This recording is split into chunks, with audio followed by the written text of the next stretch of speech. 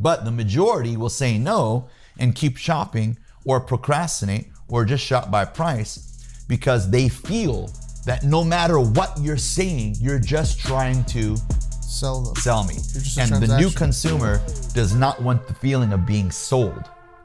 They want to be understood and then to understand.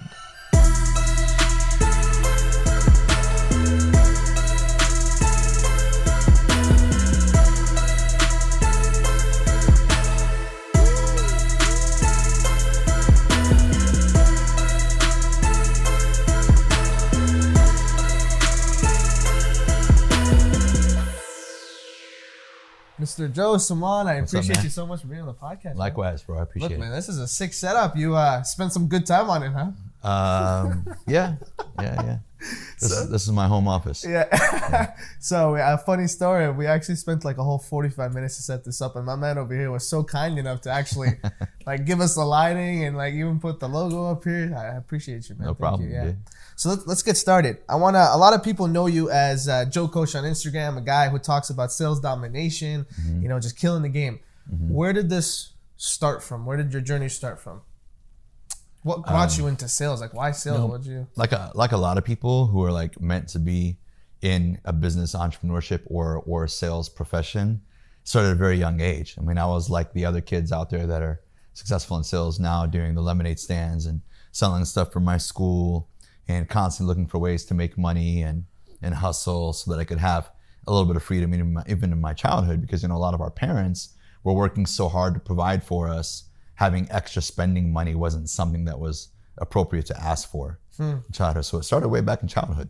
So for you kind of didn't have the access to extra money, so you thought to yourself, I have to go out there and get it on my own. It didn't seem like I was trying to sell. That just seems like a natural instinct. When you're a child, you think for yourself, as opposed to later in life when you get programmed by the schooling system, by society starts thinking for you. Okay. So sometimes when I'm trying to figure out a problem, I often ask myself, what would the 9-year-old Joe do?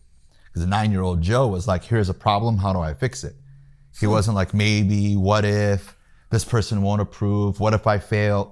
He wasn't like that. Yeah, but where did this come from? Like, was this something you learned from your parents? Like, okay, I have to, like, money's something that I need naturally in life. Because you say that that's from a lot of people, but specifically my generation, you don't see that too much. So it's like people are very kind of dependent growing up now, more than independent. What do you mean by how did you know that you needed to make money? What do you mean by that? So what I mean by that is like, is this something you saw from your parents? Is this because you were like in a position one day where you're like, okay, I want something, but I wasn't able to get it? Like what sparked up the need to put yourself out there at a young age and start making what people call money?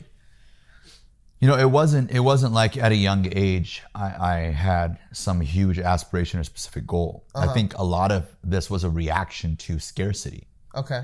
Don't do this. Don't spend that. Save your money. We can't afford that. We can't afford this, which is sometimes what a family has to do, especially if they're just starting out in a country or raising young children and they have to be very meticulous about their money. But everything seemed to come from a place of scarcity. Okay. And maybe it was an intuitive response, as a child and young man thinking, I realized one thing. I'll fast forward and I'll tell you this. Whenever I've been in an area of life where I've constantly had to budget myself to hold back on things that made me happy or ways that I could contribute or gifting that I could give, whenever I had to hold back because of money, those were the most suppressed times of my life. Oh, wow. Right. That's when you felt the least almost power. Every decision I have to make takes into consideration a budget. If you have to consider your budget in every decision that you make, and you live in a country like America, then there's something wrong. There's something wrong with the picture that you live in. Okay. So where did your sales career start? My sales career started officially as a teenager. It was my first job. Okay. Was in retail sales. And you took it from there, and then now you coach and mentor over 300 companies, you said, correct? Over the past, decade or so, I've worked with and mentored over 300 organizations and sales teams in over 20 different industries. But that wasn't like, it's not like I knew that I was going to be a sales coach going into my sales career. I became a sales coach, if that's what you want to call it, a teacher. I became a teacher out of my own frustration in sales. because of the frustration in my own career, in sales, the ups and downs, in sales leadership, the ups and downs I was having and people around me were having. Then I started to notice that this is happening to most of us. And you're in sales, you go into sales or entrepreneurship or business, whatever you do right now. We think that sales means just a salesperson. Anytime your performance at work or in life depends on your ability to communicate, you're in sales. Whether you're looking for a promotion or whether you work on commission or whether your team hits bonuses, whatever the case may be, your communication is proportionate to your performance or your income, right? Okay. So what I was seeing was a lot of people having the same ups and downs throughout their career and only doing exceptionally well and shining when their environment was perfect. The economy was perfect. The marketing was perfect, right? Their industry was booming. Their product was fresh on the market. Their product was popular. And when those things disappear, then salespeople tend to struggle. And I saw this happening on a massive scale, including off and on throughout my own career. That was the tipping point where I was like, why is this happening? Because if you're really that good at what you do, if you call yourself a top producer or whatever the case may be, it shouldn't be based on a moment in time. It should be someone consistent, who you are, regardless of the economy, regardless of the industry you're in, regardless of the background you come from. It's someone you become. It's a mindset. The top producer mindset, the domination mindset is somebody you're constantly becoming.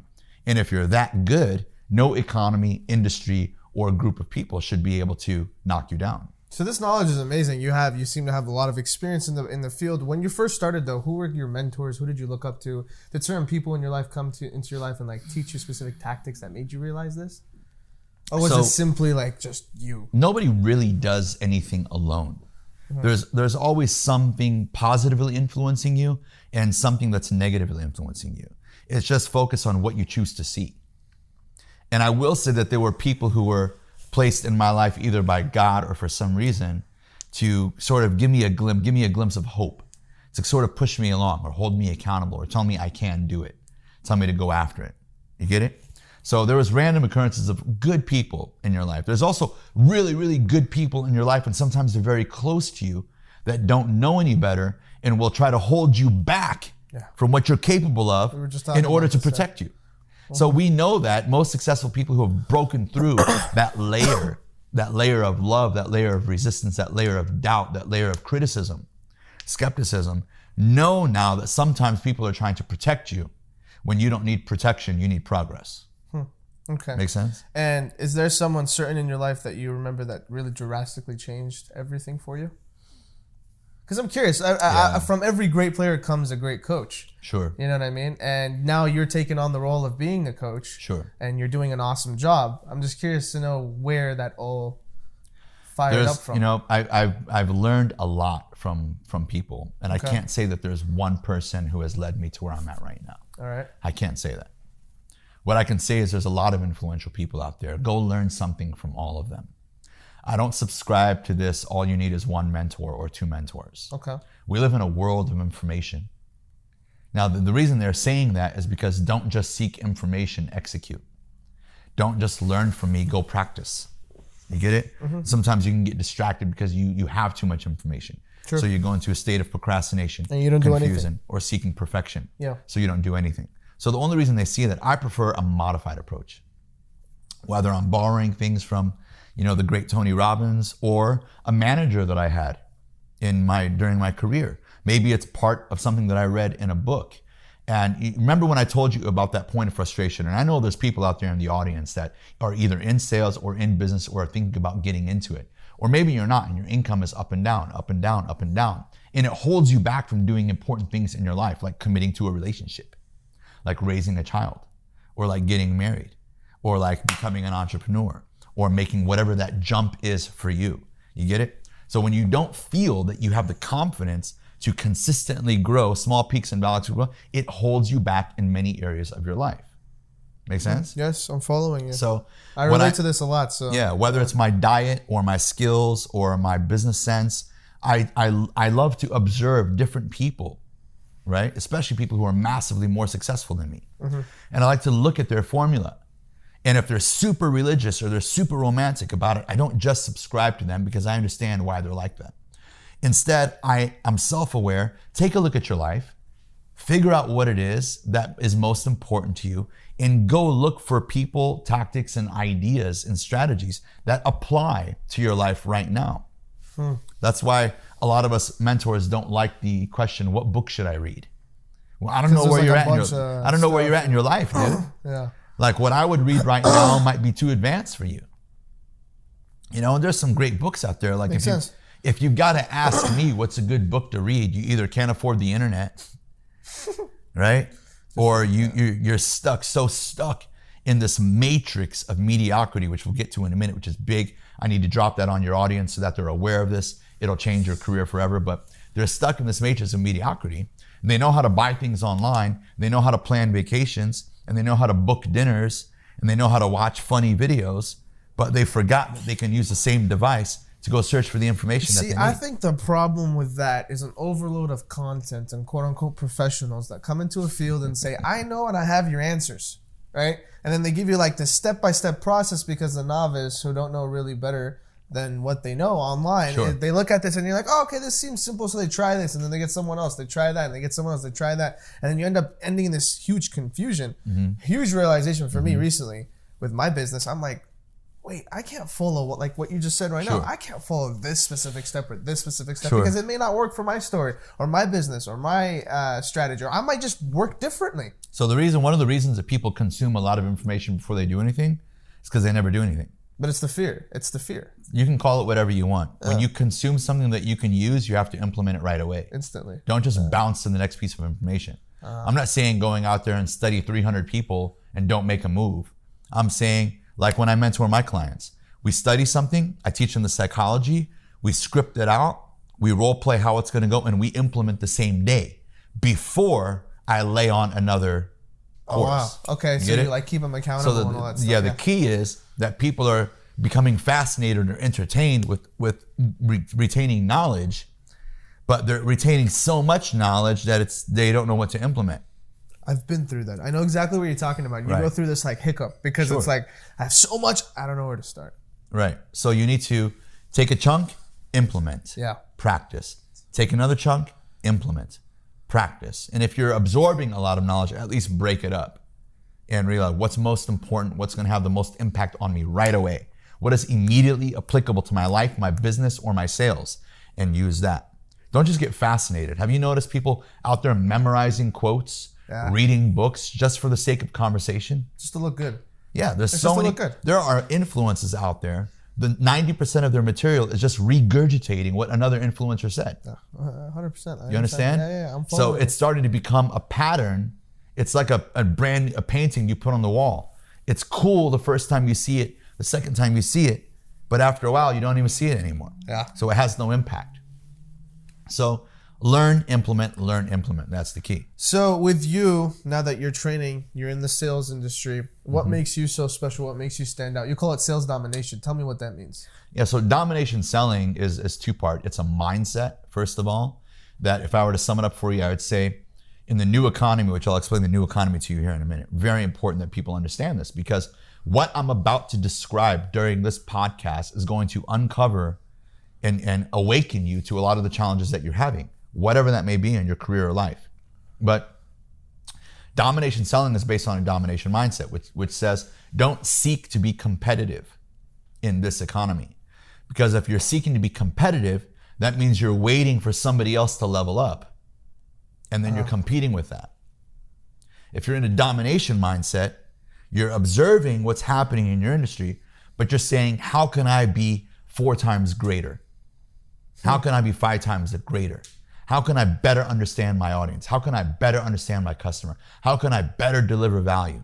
What happens in sales is our sales training gets handed down from one person to another, especially within one industry. And no matter what industry I coach in, and no matter what company I go to, everyone thinks your company is so unique. You're not unique, bro. You're not unique. 98% of the words that come out of your mouth are being used across your whole industry, and then across sales. So in domination selling, you have to be aware of something I call sales patterns, which means be aware of your sales patterns, because if customers are hearing it from everyone, it loses its luster, it loses its value. Just like you said about the meeting. So if all salespeople sound the same to the customer, two things happen. No matter how sincere you are about helping me, I can't tell because you sound like a salesperson, which means you could be telling me things just to close me. Wow. Okay. And if I can't tell the difference between one sales approach and another sales approach, then I don't know who to choose. So I base it off of price or I procrastinate. So you're saying with your method, you can still charge higher and get it, not like and actually be able to deliver on. It's not about value. what you charge. It's No, about I understand understanding communication. People, customers are adapting to how we sell much more quickly. Okay. A customer gets sold 100 times more per week than they did just 5 years ago. That wasn't the case in the previous economy. So if you go out, if you're a young person and you go out and every night somebody says, "Can I get you a drink? Can I get you a drink? Can I buy you a dinner? Can I buy you a dinner? Can I buy you a dinner?"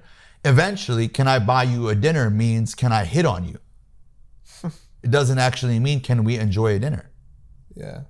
You see what I'm saying? I follow you 100%. So, right, no matter what type of sales you're in, you have to ask yourself, first step we do is remove almost all of your industry language. Sounds simple. Try to do it. The next question I get is, then what do I replace it with?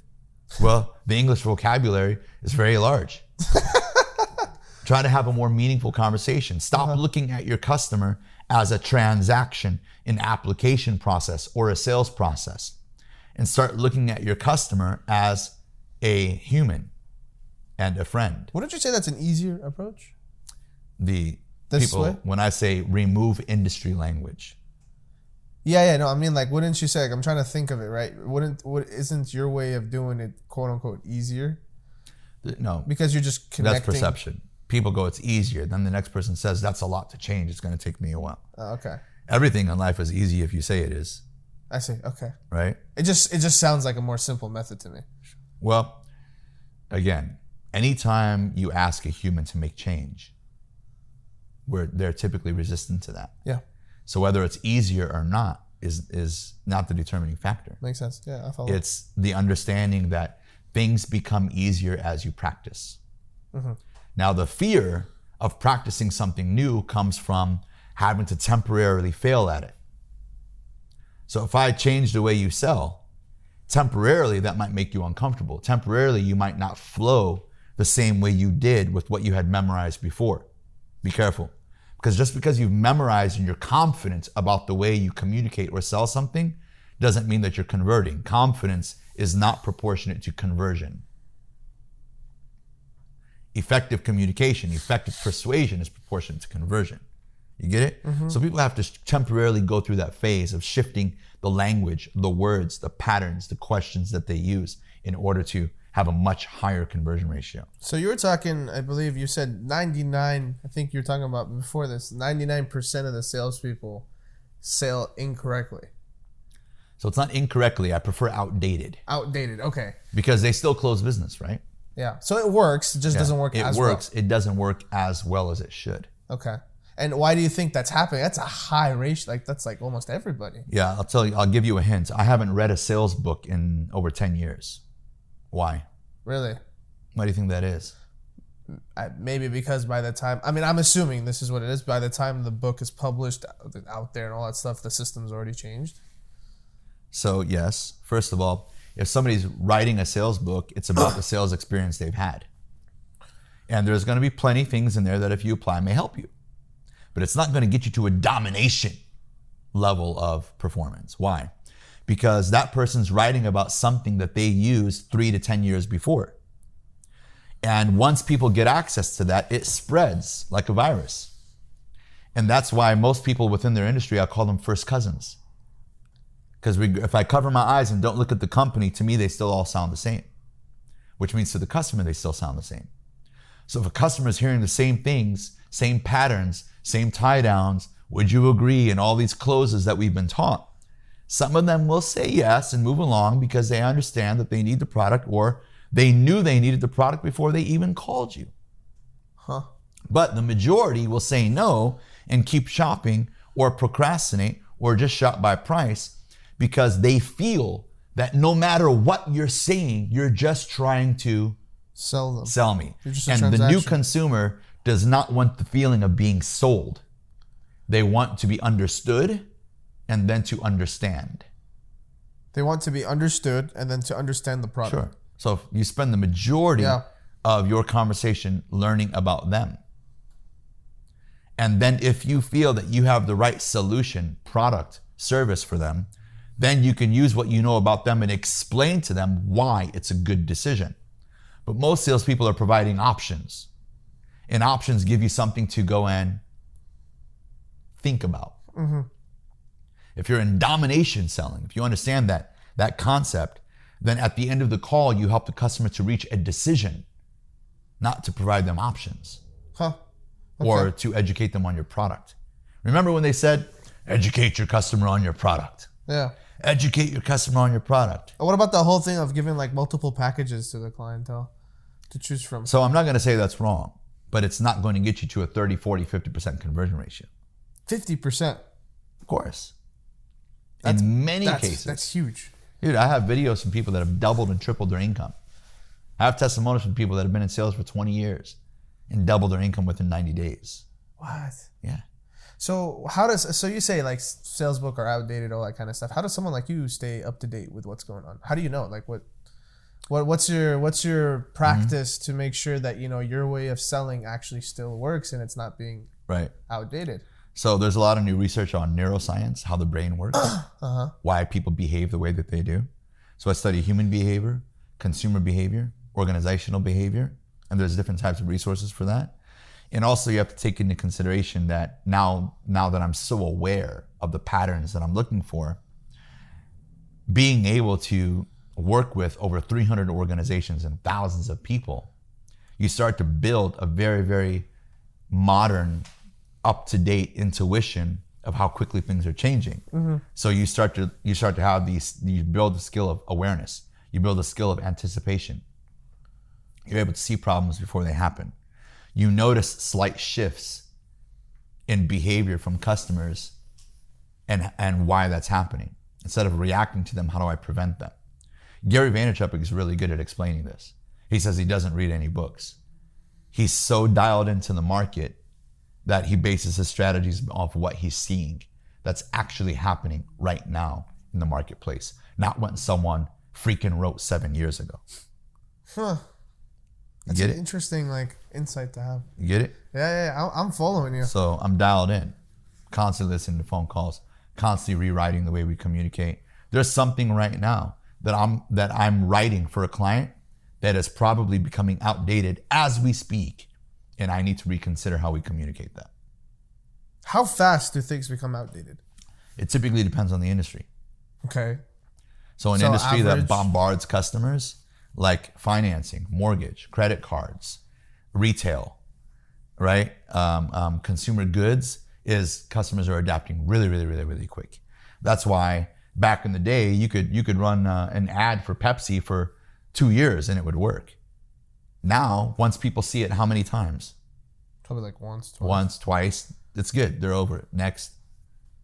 Huh. Interesting insight. We adapt much quicker. Mm-hmm. Your ad, once I see it, your sales approach, your pitch, once I hear it once or twice, it's a pattern now.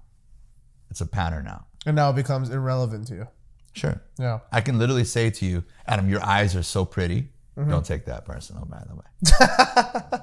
Because your eyes are so pretty. And if you've heard that 100 times, you don't know if I'm sincere. Or if you're just trying to get at whatever. Yeah. Exactly. And that's how customers feel. Uh-huh. Why do you think most customers prefer to shop online? Because nobody's bombarding them. Yeah, so part of it is convenience, and part of it is the experience that modern consumers are having with sales professionals in every industry that you're in is making it difficult for them to make a decision. And by the way, that's also one of the reasons people are staying single longer.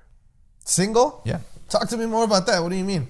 Well, it's still a communication process, right? Okay. People communicate much more these days.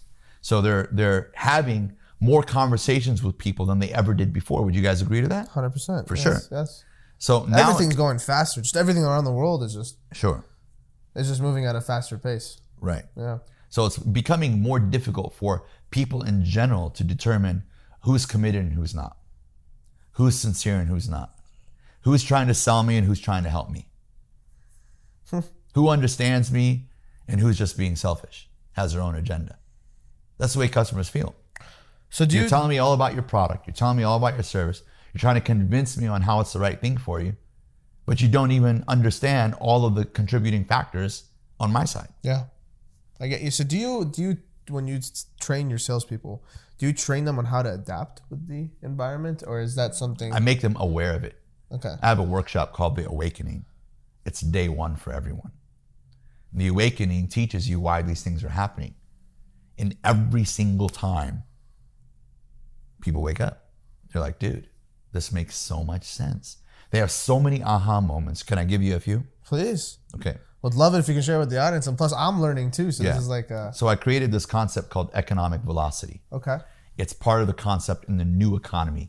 When I say the new economy, I'm talking about all things economy. Just like all things internet or the internet of things. Think of the economy of things, the way people behave, the way we buy things, the way we communicate, how we get around town. Things are adapting really, really, really, really fast. You get it? Mm-hmm. It was just 2 years ago, 3 years ago, we were not spending time on Instagram looking at stories. You get it? Yeah, now I'm it's following. a normal everyday behavior. Same types of patterns on Facebook and other platforms, etc.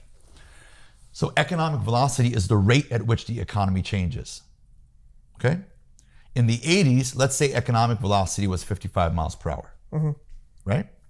Which, by the way, economic velocity stayed the same for a long time. Let's say economic velocity only changed about every 50 to 100 years before. So our school system was designed around the economic velocity of 55 miles per hour. Meaning, if you learn at about 55 miles per hour, you'll maintain a healthy career. At 55 miles per hour. Let's just use a speed to make it easier to understand. Sure. 90s come around. Economic velocity jumps up to, let's say, 75 miles per hour. But people still learn and adapt at what level? At 55 miles. 55 miles per hour. School system hasn't changed. Society has not woken up yet. You learn by experience. Learning by experience is in the old way to learn. I'm curious, do you think tech is a reason to Real quick before we move on. Yeah. Now this has something to do with it, yeah. Fast forward to 2019. Mm-hmm. Economic velocity is changing at an exponential speed. It no longer has a consistent speed. And that's why our middle class is disappearing. That's why a lot of you out there have tons of experience, but you're still robbing Peter to pay Paul.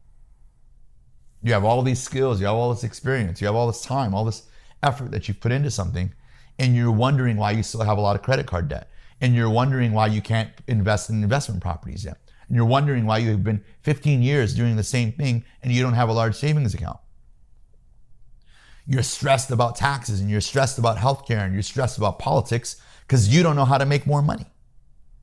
And the reason is because if you learn by experience, you're learning too slow to be valuable in the economy that we live in right now. That's such an interesting thing. That means that just debunks college education, like totally. In some ways, yes. Yeah. Not all of it, but in some ways. Yeah. Because what's a college book? When's the most modern college book? When was it written? Let's say you're studying business. Yeah. Let's say you're studying marketing in college. That book is at least 5 years old. 100%, yeah. And that's not the first time I've heard this. I remember having a conversation with someone about, I think it was like science, right? And how, and then we switched into tech, which is where my next question comes from. Yeah. And how things are just evolving so fast to a point where it just, if the education that's being taught just gets too old, and now professors are starting just to do their own custom way, a custom approach, because this professor has the experienced professional in the field. And that using the books actually have caused people to not really learn what they need to learn to actually grow. And so my question to you is, though, do you think technology is the reason to why people are adapting so quick? Because now we're getting used to things at a faster, more immediate pace? Technology is just one platform. Can you stop 1 second? Sure. Why is technology? Whatever. Yeah. Is that bothering you? Dude, I'm dying, yeah. Yeah, it's hitting you right in the face. I can't even focus on what you're some saying. Sunglasses? I'm trying to focus on what you're saying. Yeah, kill it. All together. It'll make the picture look better, too. Oh, my God. Yeah, good call. Not better now, huh? Poor guy. Let's rewind to half an hour. Huh? No, we only have so much time left. This is interesting, by the way. So, like, for me, it's interesting because for some podcasts, I become so talkative Yeah. because I have things to give. And then some podcasts, I'm learning so much that I'm just sitting there and I'm like, Questions. yeah. I just want to. Make sure it's going. Yeah, we're good. Because this is, like, big for me, man. As I told you, I'm just starting my career in sales. And so it's like, everything is new for me, you know? Right. I don't even know the old ways or whatever ways there is. I just know what I'm being taught. Yeah. All right, we're good. Good. Cool. What was I saying? Technology. So it's a question Yeah. about it, yeah. Go for it. And Yeah. start. Cool. So that kind of takes me to the question in regards to, do you think technology is the key reason why people are evolving so quickly? Because now we're so used to something so immediate. Like, we need immediate satisfaction. Technology is not the reason. What technology gives us access to is the reason. People are the reason, right? So people can now use technology to share things quicker. They can use technology to learn things quicker. Right? Like, it's so interesting now. Like, you can get to know family across the world that you've never had a chance to get to know. You can travel through your computer. You can communicate constantly with people through your phone, through your apps. We see pictures. You know what I'm saying? We just have tons more access. So it's a contributing technology as part of economic velocity. You might say it's one of the catalysts. It's one of the sparks. The repercussions of that, there's multitudes of repercussions that affect things exponentially.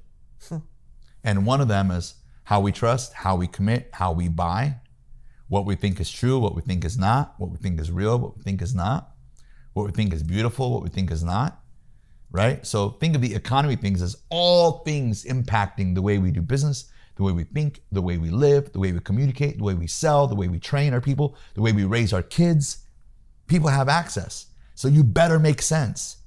You better be able to provide clarity because they can move on with the swipe of their finger. Easy. Yeah. It just becomes such an easy thing. I'm really getting kind of curious in regards to what you said about the education.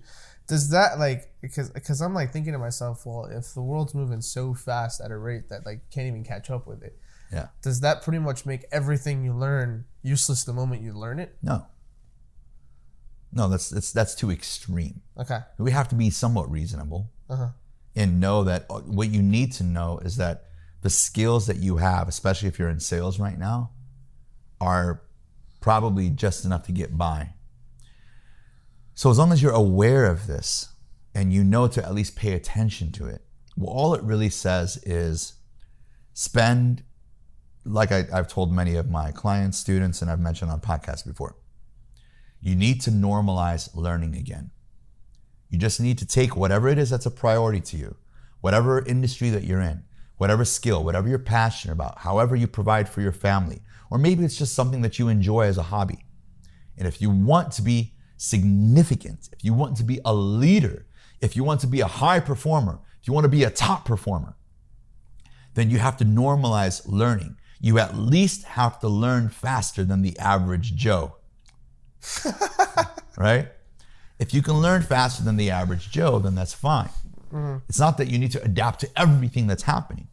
It's that in order to be in a domination mindset, which is the mindset you really need in order to provide control, freedom, leverage to yourself, your family, your company, your peers, your environment in the future, you better get into this mindset really quick. Being competitive is reactive.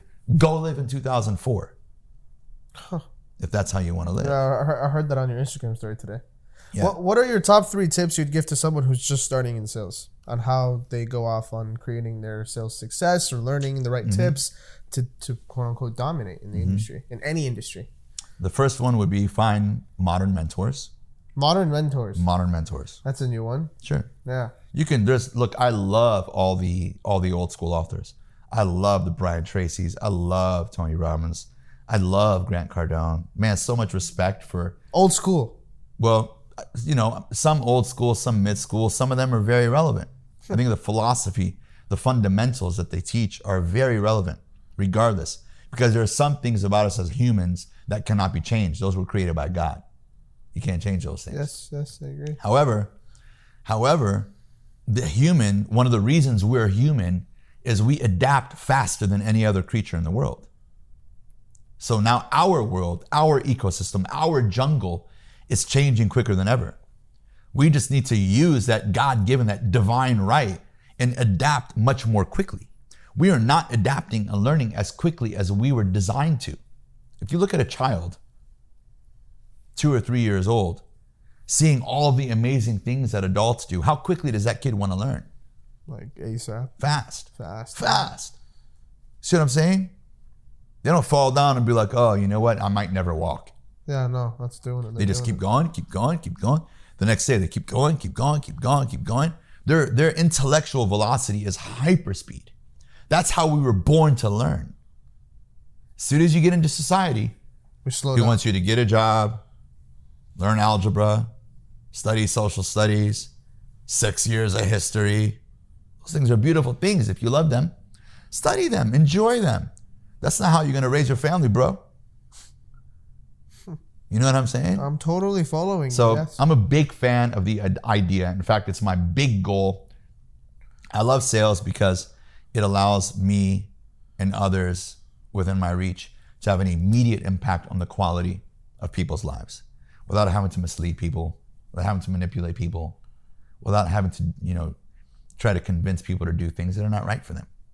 So I love teaching communication because I know for a fact, you guys better take this one away right now and count on this. Communication is one of the skills that you will need in the new economy. Many of the others will become extinct.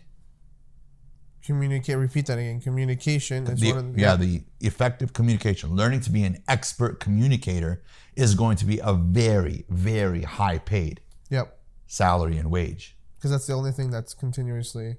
that we will need. Yeah, that we will always need. That we will always differentiate communicate. you. Yep. So one, modern mentor. Modern mentor. Yeah. What are the other two? Do what an athlete does. Constantly monitor and measure yourself. Don't go months and months and months and months and months. If you're on the phone, record yourself constantly. Play it back. If Kobe Bryant loses one game, does he even go 24 hours without reviewing tape? Nope. Does he go 24 hours without studying what he needs to do? Nope. Okay? He doesn't become obsessed with it to where it gives him a mental block. He keeps his mojo going. You keep your confidence going. You keep believing in yourself. Trust yourself to make adjustments, but observe. Sales professionals do the opposite. They lose. Oh, I got one. They go home, they have dinner, they kick their feet up and watch TV like nothing happened. I'm like, dude, you talked to 15 customers today. You put 1 or 2 deals on the board. You go home like that's normal because everyone around you thinks that's normal. You're stuck in the matrix too. That is so You go home like nothing happened. mind blowing. Would an athlete do that? No. No way. But that's the thing. But no one thinks of it like that. Like I didn't even think of it like that an until you athlete. just said it. Ask yourself, what would an professional athlete do after the day they just had? That's insane. I often tell people if there are married couples out there, significant others, anybody who's a partner and working to build, a great future for themselves and their family. And if you got a husband or wife in sales, man, they come home. Don't let them walk in the door and go, "How was your day, honey?" "It was good. How was yours?" "Oh, it was good." What are some of the things we say? "Oh, busy." Yeah. The usual. Should be a good month. Should be a decent week. Got a lot of things I'm working on, babe. By the way, what do you want to eat? What should we have for dinner? Like, really? That's how you guys prepare? That's how you communicate? No, man. If it were the perfect world for me, I come home, my chick would be like, "How was your day?" "Good." "So how many leads did you take today?" "How many opportunities did you have?" 8.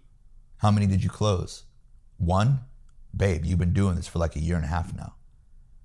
Either we need to think about finding a better way for you to practice or you need to switch it up. This is not what we agreed to." That would be perfect world, man. That would change the game, wouldn't it? Nobody speaks at that level though. Here's why. Because we think the last time we were really held accountable as adults was in school. Yeah. You get a grade, who do you have to share it with?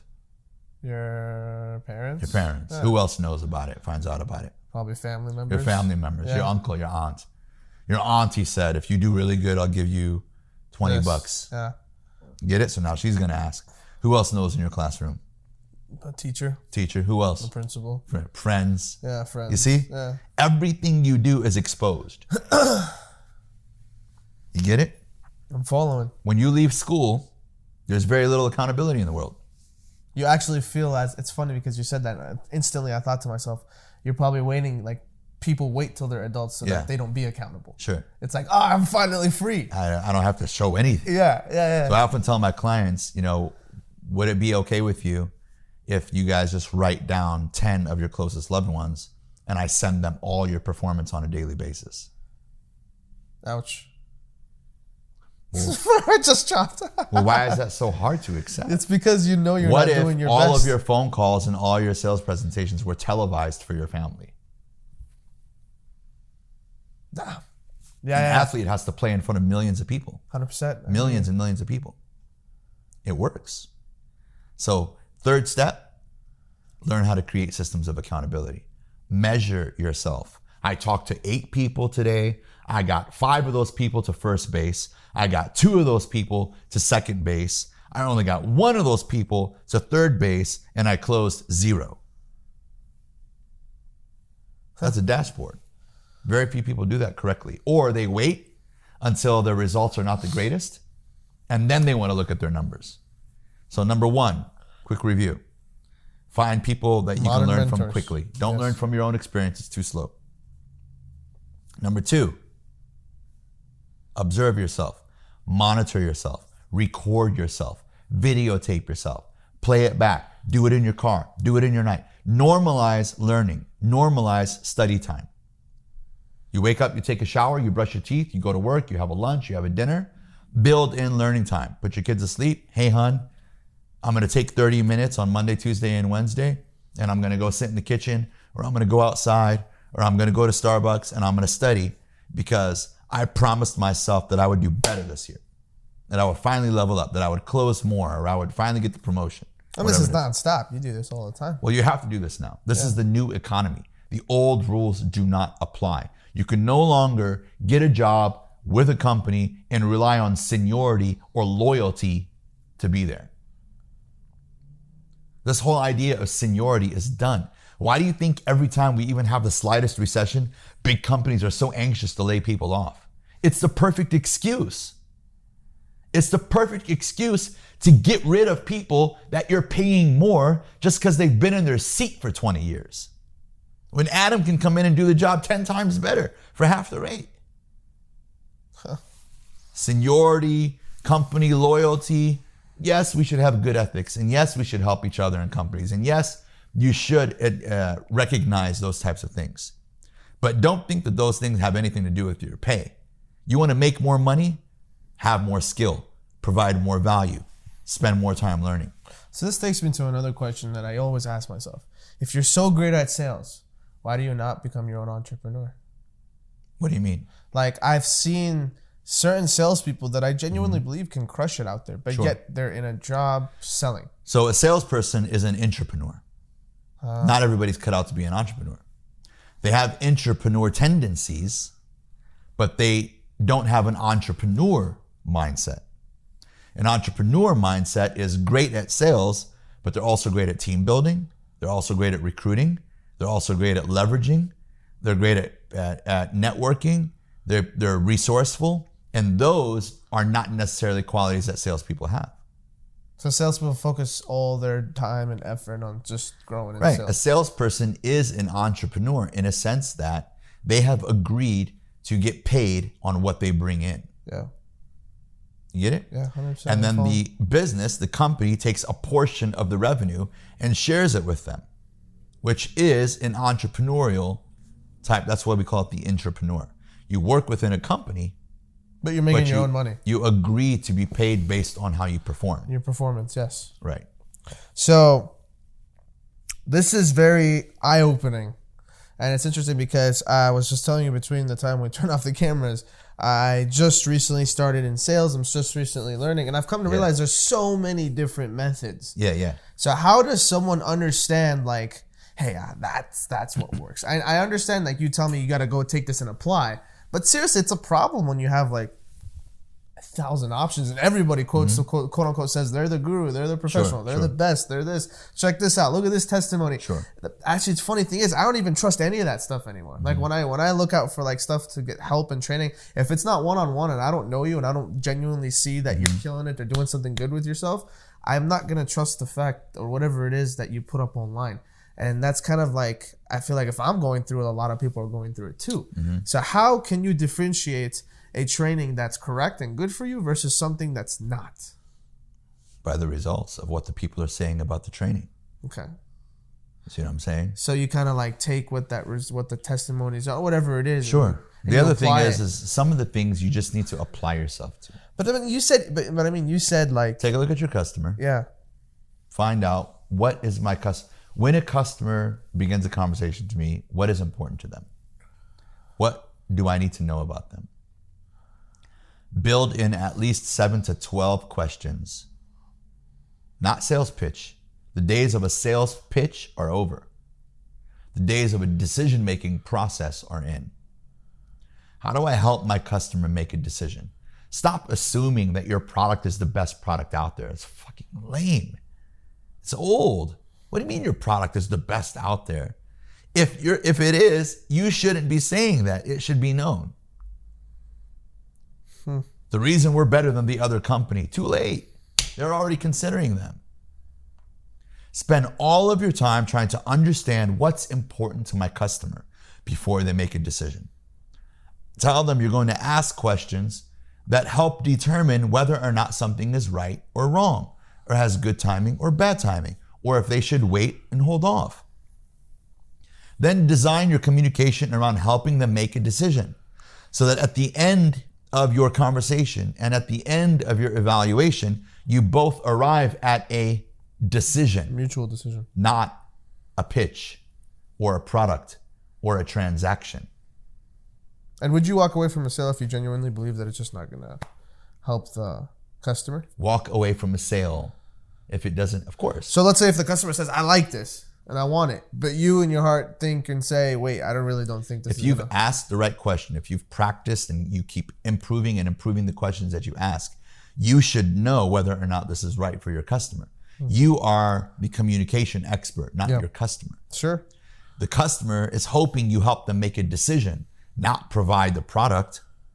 They know you're going to brag about your product. They know you stand behind your product. Help them make a decision, arrive at a decision, not a pitch. People are still selling on benefits of the product. When that doesn't even matter anymore. Yeah, jump in a time machine, dude. Go back to 1998. The greater the benefit, the greater the skepticism. But it's interesting you're saying The this. better your product, the better the results, the more people question it.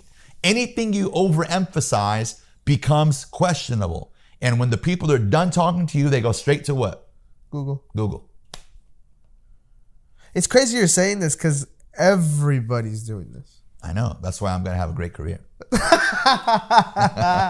I love it, man. I love it. By the way, a real pleasure to be sitting in front of you talking about this. This is awesome. And it's interesting how we like stumbled upon each other just out of the blue. Right. Just mutual friends. Yeah. This is great. Like, I love it. Just today, we were having a conversation before this with another group that are creating a brand. They're doing apparel. And they're also, killing it. I love seeing people. I'm starting to realize like I'm around a group of people that are just about to like pop. And it's just awesome because I'm like, oh, this is sick. Like Same thing with you guys. There's people got to pay attention to the young men and women out there making moves because you guys are an example of economic velocity, right? You are it's part of your youth. So it doesn't seem so unnatural to you. And most people are not exposed to or have access to a network of friends around them. I'm from Peoria, Illinois. Yeah. I was born and raised in the Midwest. When I go back home, to me, people walk too slow. Why too slow? It's the way I describe it. Yeah. Like things are moving too slow. Like seriously, bro, like that donut shop hasn't even put a new sign on in like 18 years, right? They build one restaurant and they're like, we're growing. What do you mean? What do you mean you're growing? Oh my God. So I'm relating to you. That's so not many to be things taken right for now, granted. That is true about most of America and most of the world. Yeah. If that's happening here, imagine the rest of the world. So the big picture for me is to partner with a lot of these influencers and educators out there that have nothing to do with the conventional educational system, but they're good people and they're teaching good skills, and to form the greatest school in the world. A school that everyone has access to, give parents and people, regardless of their age, an option. Do I educate this way or do I educate that way? And then to make it affordable for everyone. And to About provide sales or just anything all the skills that you need in order to be successful in life. and progress and prosper in the new economy. When can I sign up? Dude, when can I sign up? I plan on being a teacher and a student. How can I ignore what I just told everyone? It doesn't make me the expert in all areas. It makes me a student in 90% of the areas and an expert in a few. At least I'm aware of it. I'm awakened. I'm no longer in that matrix. Make sense? Yes, I'm following you 100%. Man. Now I wanna call me out on this if I'm incorrect. So I'm Sure. 21, right? And I work in the security space. I feel like everyone's older. Mm-hmm. Everybody. Maybe it's a limited belief. I don't know. Everyone I deal with, 50 and above. Yeah. They look at me, instantly assume I have no idea what I'm doing. Right. Maybe it's just a story I'm telling myself, but Right. please let me know if I am. But I get the feeling that, okay, these like, I have no idea what I'm doing. I have no idea. Like, this guy isn't really that professional. Like, how am I going to take these guys seriously? How can I buy a quote unquote, like, my packages go for like, for the clientele, like $50,000 to $100,000 a month, right?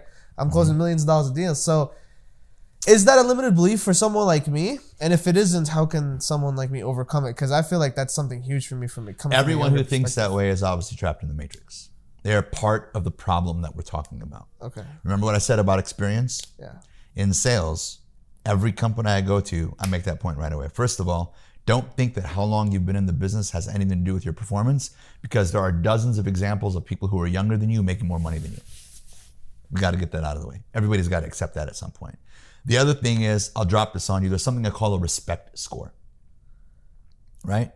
I believe in respecting everyone, hearing what they have to say, but only taking advice from people that I respect because of what they've accomplished. Huh. So I will not say you're wrong or I will never do that. I calculate in my head and I go, fine. Now the respect score comes into place where make sure that you are emotionally stable and you do not let people who have not proven themselves, they're not at least 10 levels above you. Don't worry about age. Now, I come from a background where I respect people who are older than me, out of respect, out of politeness, out of culture, not because they're more successful than me. There are 19-year-olds right now that I listen to and I subscribe to because they know how to do something way better than me. So here's the key. Do whatever you need to do, learn faster than them, and provide the results. When you provide more results than everyone else, all of the naysaying goes away and your respect score goes up. And everyone goes, and you become an example. First, they will doubt you. Then they will try to distract you. Then they will create stories to try to limit you and give you excuses to hold you back. If you can realize that all of those things are supposed to be inspiration, if you're in a domination mindset, then when you dominate the game, that same exact circle will respect you. That's massive, man. I appreciate you a lot for all You got these it. beautiful insights. I'm sure everyone that's watching is like, mind blown. I'm mind blown. Yeah. So where can someone find you? And how can they contact you? And how can they get this mindset downloaded if they need it? I'm glad. I'm overwhelmed right now with the amount of requests. I mean, this is the first year I've decided to go public. Even Bradley, when I was on his podcast, was like, dude, where have you been? Yeah. Like seriously, where have you been? But the easiest way is just to message me, and either myself or one of my admins will get back. I'm getting a lot of requests right now from companies and one-on-ones and stuff. Sometimes it's just conversation, having good quality conversation with people. You know, that's part of our responsibility now as leaders, whether you're a small business owner or a father or a friend or a coach like me, is to stay in touch with people and never let yourself, get ahead of yourself or get too egotistical. So Instagram is the easiest way. Just go @JoeCoach, @JoeCoach on Instagram. And that's probably one of the easiest ways. From there, you can get my email and other stuff. And if there's something that you need help with, I'll reach back out to you. Okay, awesome. So Yeah, what is Joe up to in the next couple of years? What are your big projects? If you want to share some with the audience. For the first time in 14 years, I'm going to put the majority of my Domination selling curriculum online for people to have access to. There'll be different levels, individual levels. There'll be company levels, and then there'll be like keynote levels where you want me to actually show up at your company. And it's time to share, the results that I've been able to provide, thankfully, to now over 30,000 people with the rest of the country and hopefully the world. That's awesome. Time to wake them up. Yeah, heck yeah, dude. Let's do it. The awakening. Right. That's awesome. All right, Joe. Hey, I appreciate you so much for being on the show, Dude, bro. Thank you. Appreciate Proud of man. you guys. Thank you. Your thing.